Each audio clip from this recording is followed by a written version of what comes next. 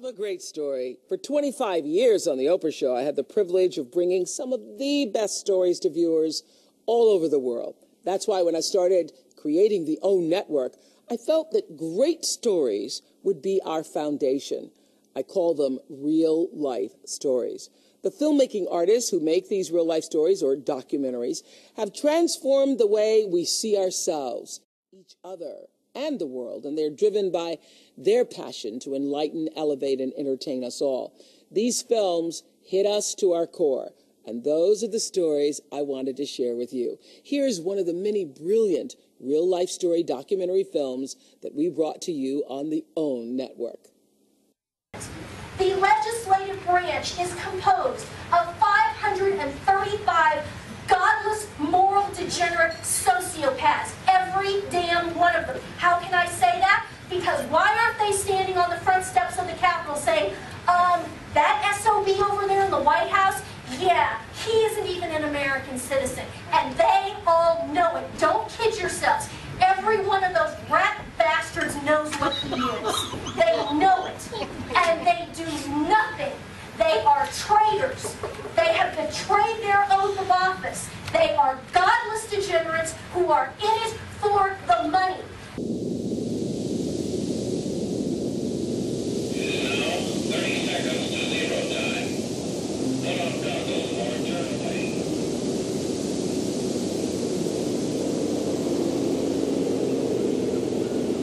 London. Today, the United States remains our most important ally.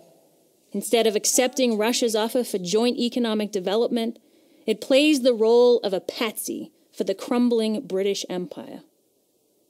As Russia and China refuse to submit to the system of empire, the British use the weapons arsenal of the United States to attempt to threaten them into submission.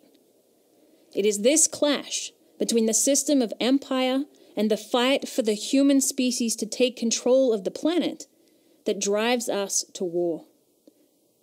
If we remove Barack Obama from the White House, we remove the U.S. weapons arsenal from the control of the British and overthrow the chessboard.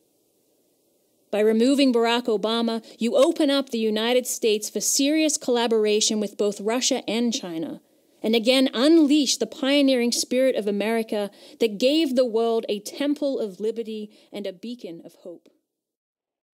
If you don't know that our government is wiping its ass with the Constitution, you're living under a rock someplace. And that there's a dead soldier, an airman, a Marine, a seaman, a hero of the military that just got his legs blown off for the U.S. Constitution, and we got a president and attorney general who doesn't even like the Constitution. We got 4 Supreme Court justices who don't believe in the Constitution. Does everybody know here that 4 of the Supreme Court justices not only determined you don't have the right to keep and bear arms, 4 Supreme Court justices signed their name to a declaration that Americans have no fundamental right to self-defense? We're done.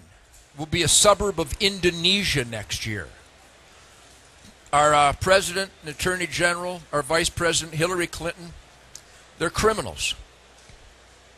They're criminals.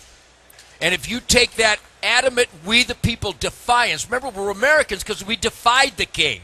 We didn't negotiate and compromise with the king. We defied the emperors. We are patriots. We are Braveheart. We need to ride into that battlefield and chop their heads off in November. Any questions?